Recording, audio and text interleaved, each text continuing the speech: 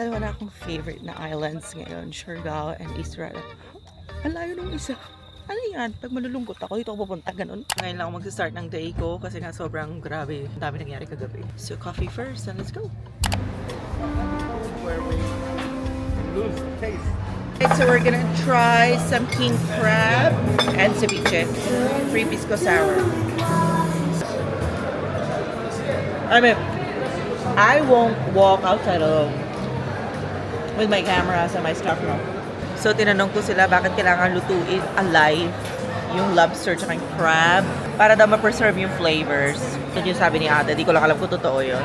And today, medyo hard day for me, kaya iinom tayo. Because life is good, kahit anong mangyari. Visiting the Pablo Neruda's house. Well, according to Alvaro, he cheated on his three wives. I will make Alvaro do the talking. Okay. Hi, Alvaro. Hi. How are you? I'm good. I'm doing good. Bella Vista neighborhood. Uh-huh. Bella Vista neighborhood. Then we came to Pablo Neruda's house. We cannot take photos inside. How sad. Yes. Well, maybe you can do it anyway. Naglalakad kami sa downtown of We Santiago. will go that way. Sabi ng guide ko, medyo delikado daw dito. Ingatan ko yung gamit ko.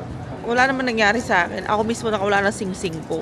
Yung binili ko sa New York, di ko alam na saan. 3 yung suot ko eh. Ayoko na isipin. Maybe the spiritual meaning of that is I need to let go of things.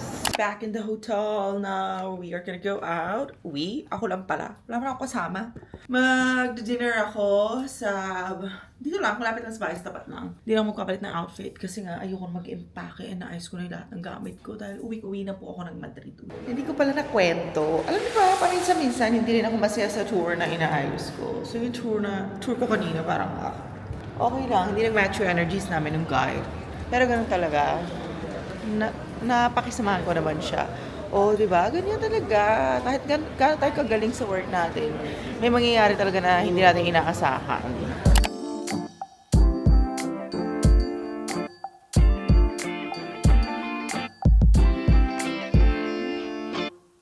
Good morning! Second day in Santiago. Outfit of today is SpongeBob because I'm going for a bike tour. I don't have much clothes left and this is my best option for today.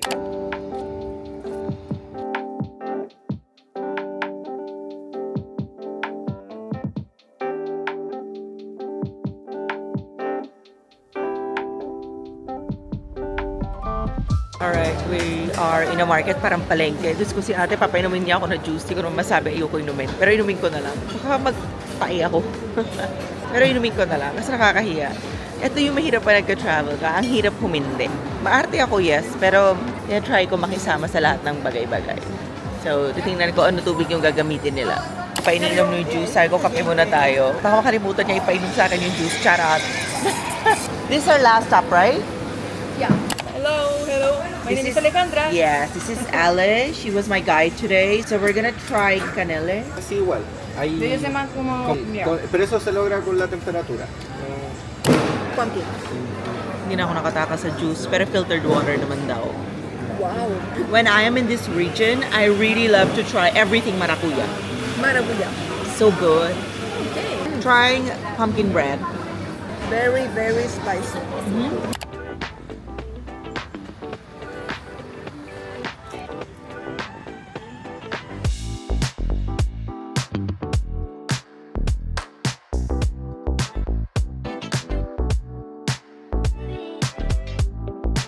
Pag nag-travel ako, ang hindi ko talaga dinadala is yung passport ko. Tapos if ever may mangyari, sinasabi ko sa polisiya, oh, you go with me to my hotel. Ganyan. Pag mag-walk ako, ganyan. Hindi ko rin dinadala yung phone ko para medyo disconnected ako. Kasi sobrang goal ko talaga yan this year na magkaroon ng more moments sa present na wala yung phone. Yung personal opinion ko sa Santiago, enough na dito 2 full days lang. Diyos ko. Nagkamali kasi ako ng mga dates. Dapat kasi magpa-Panama ako. Ni-cancel ko. Di ko nasabi sa partner dito. Kaya I ended up staying for so long. Babalik pa ba ako dito? Feeling ko di na muna. But may isa akong gustong balikan. Atacama. Kasi dahil pupuntahan ko yun ng trip na to. Kaso pag mag-isa ako pupunta, it was way too expensive. So maybe I can save that destination with my someone. Charas. Guys, alam niyo isa sa mga bad habits ko is parang I take every destination, every punta ko, parang first time ko dun. Hindi ako susulat na mga ano yung mga kinainan ko, yung mga pinuntahan ko. So sad. So ngayon, medyo familiar sa akin tong place na to, pero di ko talaga maalala kung kumain na ba ako dito noon o hindi. Sobrang deja vu ng moment na to. Really naalala ko, nagpunta na ako dito. I ordered seafood with rice. Kasi ba ako kumakain buong araw, kaya kailangan ko kumain ng kanin. And nag-bike-bike ako kanina. Kain mo na ako. Naray ko naman silang tingman lang. Sobrang tapang. Hindi ko kaya. No? It's a no for me.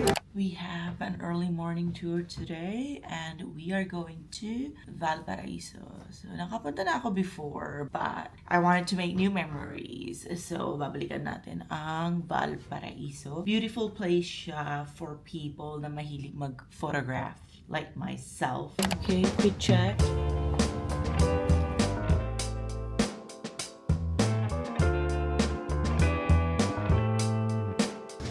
I like to try coffee.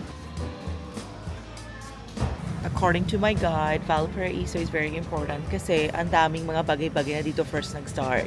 Parang yung first TV show na dito sa Chile, dito nag-start. At in general, Chile is very beautiful. Medyo sobrang malayo lahat, nakakapagod. Pero I like it. Parang lahat meron dito. As in lahat meron dito. Nature, food, culture, lahat. First time to see a church with 2 crosses.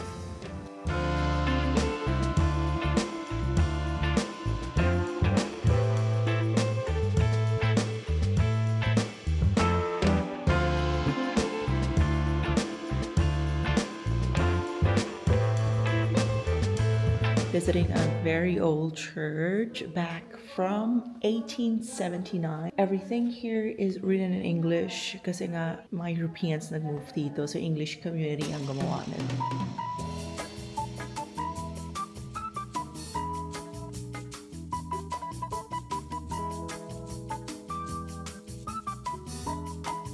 Okay, lalafang na sa wakas. Sobrang gutom na ako. Wala pa ako kinakain. Yung empanada lang kanina. Tsaka kung ano lang kinakain ko. Parang patay gutom. They look really big. Seafood soup.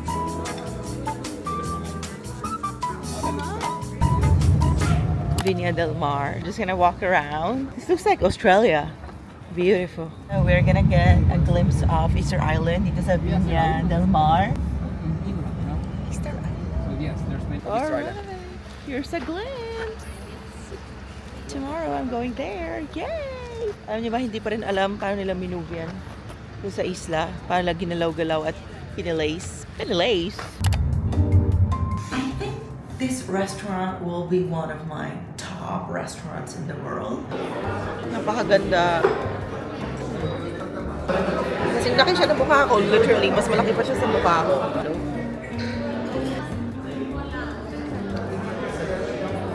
How many desserts? 3? 3. Grabe, sobrang busog na ako. Parang na ako nasusuka sa busog. Mas meron siya parang blue sauce. Actually, di ko kinakabisado yung mga sinasabi nila. Kinakain ko lang. Potato bread. Natutunaw yung butter sa bread. National flower of Chile. Hindi ako fan ng lamb, pero masarap siya. Kasi, hindi ko lang paano i-describe yun, pero masarap siya. 12 midnight na, nandito pa rin ako. Antok na ako. Ay Lord, sa wakas matatapos na. Ito po ay isang sea strawberry. Grabe guys, umay na ako kumain. Umay na ako mag-travel. Di ako grateful. I love my life. It's just, nasobrahan na ako ng ganito. Gusto ko na bumalik sa mga simple things lang. Nasobrahan na ako. Tandaan natin, lahat ng sobra hindi rin maganda, di ba? We're heading to Easter Island! I'm so tired. Sobrang pagod na ako pero kaya ko to. Miss na miss ko ng bahay ko. Patay na mga halaman ko. Mamaga na yung mukha ko. Lumaki na yung tiyan ko. Tinigyawat na ako. But let's go.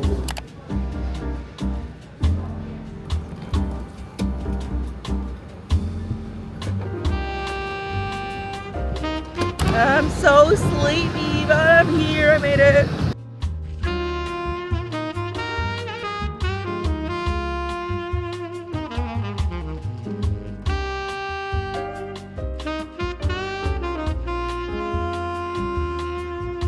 Grabe, I still can't believe it that I'm here. Sobrang dream destination ko to dati. Okay, let's go out and explore a little bit.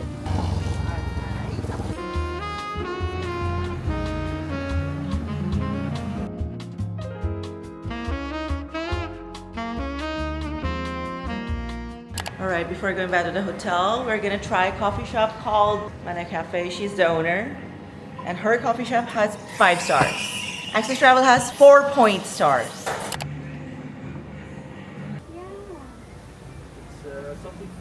Sabi, sobrang ganda na streets dito, puro flowers. Isa sa mga dahilan bakit sobrang mahal na Easter Island is this is one of the super secluded islands in the world. As in, lahat ng gagaling sa mainland Chile.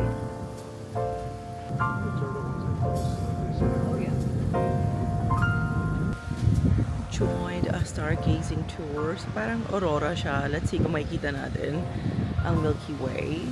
Beautiful sunset. Grabe, kalmang-kalma ako. Nagpamasaya ako, tulog-tulog ako. So let's say, does anyone know what that point is called? Yeah, exactly. Alright, so we are here doing the stargazing experience. I was able to see Jupiter, Mars, the moon, and a lot of stars. I learned a lot of things today. This will be one of my new obsessions. I love my transition from Aurora Borealis to safari in Africa and now probably astrotourism. I would love to do this in Atacama in Chile and in Bolivia.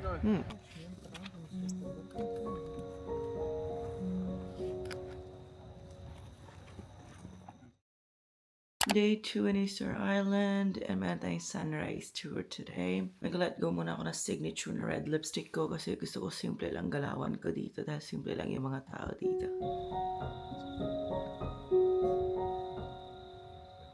A sunrise experience with my tour guide Mana taking time-lapse videos.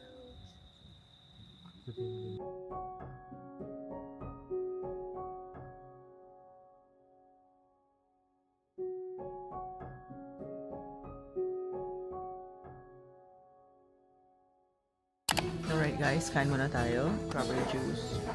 Hindi ko alam ano to. Ube ba to? Fruits. Good day. Wala nang pahinga-pahinga. Ready for our full day tour. Let's go. First step of today is a creator. Here's my guide. He got his hat from Vietnam. Okay, my guide thought I'm just 23. Oh. Good day to be alive and happy. Guys, alam nyo, pinost ko to sa Instagram ko eh. Laging nagdadaing yung mga tao. Hindi to clients ha.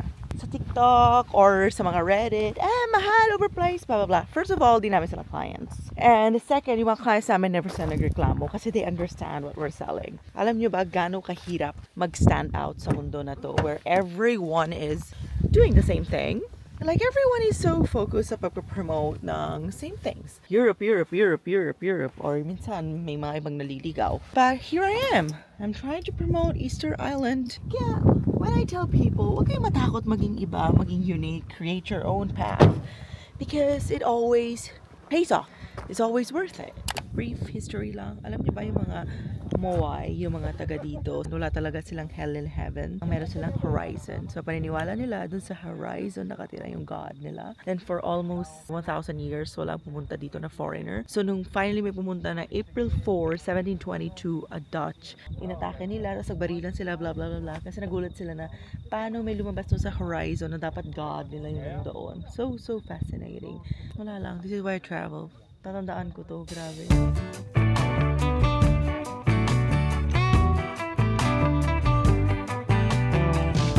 Isa to sa mga very few women statues ng Moai. So most of the statues here were men. Important sila because sila nagpo-protect ng island. Yung women naman for fertility.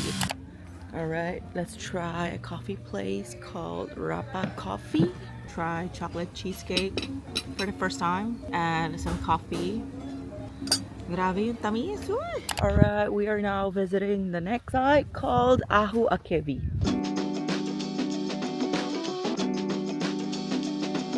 We are visiting the factory of Top Nuts. Yung ulo lang. Yung lalagay sa ulo.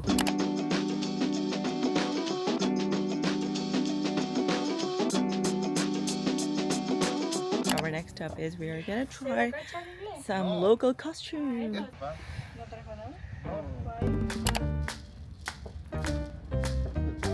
Ready?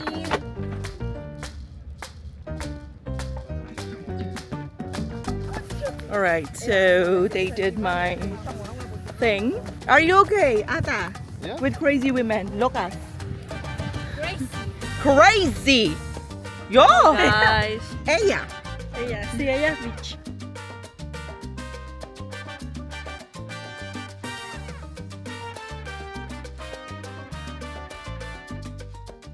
Guys, masasabi niyo talaga makapal ang mukha niyo kapag naglalakad kayo ganito sa public. Dahil wala talaga kayong pake. Na-reach niyo na yung level na confidence niyo. Habla francés? Dile, a ver. A good day! Yes! Sobrang ganda ng sunset, guys. Sobrang ganda. Isang bagay na natutunan ko sa trip na to. As in, focus on the present talaga. So, kung naiwan yung mga bagay-bagay sa past. Siyempre, guys, hindi nyo ko kilala. Nakikita nyo lang yung Instagram ko and yung ganito ko. I have a lot of things that happened to me in the past. Gusto ko naiwan. Ayoko rin isipin masyado yung future. Gusto ko nandito lang ako. Like, kung ano lang yung nasa harap ko, yun lang yun. Feeling ko masyado ako naging adult. Masyado kiniisip yung ano mangyayari, ganyan. Ayoko na. Gusto ko na bitawan. After ng trip na to. Kasi gusto ko nandito lang ako. That's it. Kung ano yung nasa harap ko, yun na yun. I've been doing the sunrise tour every morning. Good morning. I think everyone's first day they take them here.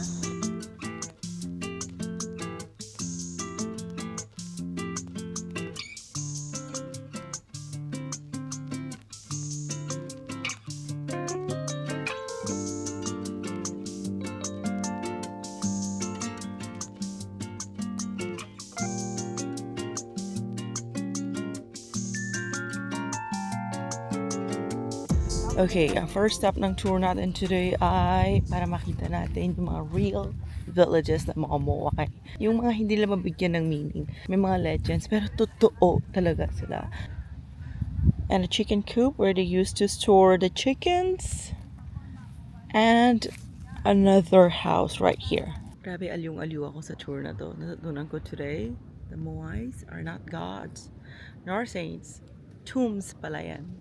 So, nakabury dyan yung mga ancestors nila, yung mga warrior chiefs, fishermen, farmers. Kasi yung currency noong time na yun was food. Right now, our next stop is Rano Raraku.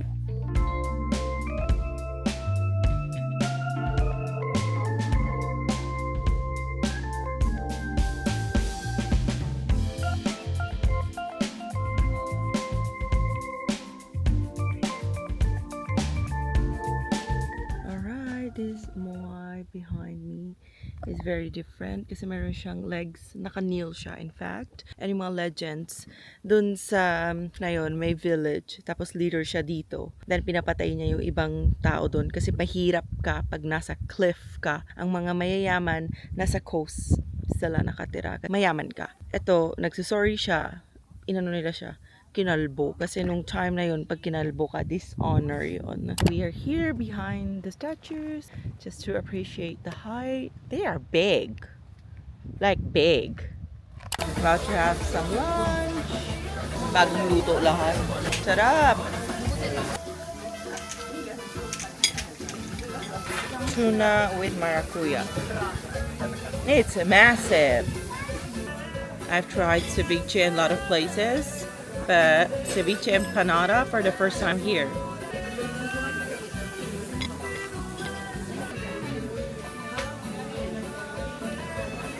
You don't seem happy. It's weird. I told you. You don't listen to me. Last sunrise before going back to Madrid, and probably my last solo trip for now. I want to build my own thing in Madrid. I'm ready for it. My own home, my place. I already have a home, but I feel like it needs more attention. So we're ready for that. Thank you so much for being a good guy. He doesn't want to talk. May dalawa na akong favorite na islands ngayon, Siargao and Israel. Ang layo nung isa. Ano yan? Pag malulungkot ako, dito ako pupunta, ganun. Bakit ganito? Yung mga nagugustuhan kong bagay-bagay, parang hirap-hirap. Pattern ba to? Kailangan ko ba magpa-therapy? Charot. That's all, guys. Uwi na ako na Madrid. And it was a very good trip.